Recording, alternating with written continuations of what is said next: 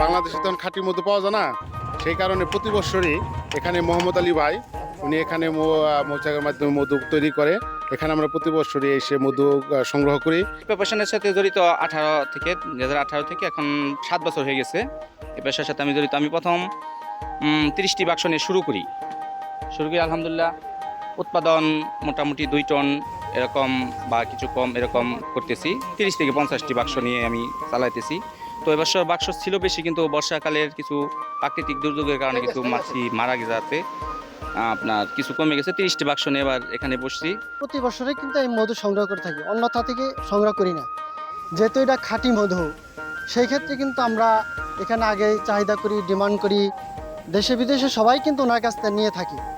নতুন রিন গভীর থেকে পরিষ্কার করে কাপড়কে রাখে নতুনের মতো উজ্জ্বল। নতুন রিন অ্যাডভান্সড পাউডার। এই সপ্তাহটা ওয়েদার ভালো গেছে, এজন্য মোটামুটি মধু আপনার 3 থেকে 3.5 মনের মতো মধু ইনশাল্লাহ হবে আশা করি। আমি গাজীপুর সিটি 2 নম্বর ওয়ার্ড থেকে শুনতে পারলাম যে ওই পশ্চিম এলাকায় আপনার ভালো মধু পাওয়া যায়। হ্যাঁ, সরিষা ফুলের মধু। এখন তো খাঁটি মধু পাওয়া যায় না, তাই যা দেখলাম তাতে অনেকক্ষণ আগেই আসছি। হ্যাঁ, শরীরের জন্য মধু অনেক ভালো শীতের দিনে, তাই মধু নেওয়ার জন্য খাঁটি মধু এখানে পাওয়া যায় শুনে আসছি। খাইলাম, এখানে খাওয়াইলো মধু, ভালোই লাগলো। সর্বপ্রথম আসলে এটার বিষয়ে জানা উচিত, যে কোনো কাজ জেনে করা ভালো।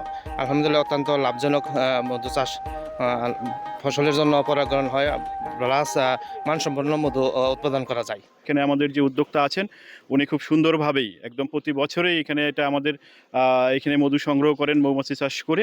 তো আমরা ওনাকে প্রয়োজনীয় সহযোগিতা প্রদান করছি, এবং আমাদের যে এখানে কালিয়াকৈরে যে মধুর চাষটা হয় আমাদের ঢালজোড়া ইউনিয়নে সরিষার চাষ হচ্ছে, সেখানে আমাদের যে মধুগুলো হচ্ছে এখানে লোকাল লোকজন থেকে আশেপাশের লোকজন যারা আছে সংগ্রহ করতেছে, এবং আমরা প্রয়োজনীয় যে সহযোগিতাগুলো আছে সেগুলো প্রদান করতেছি।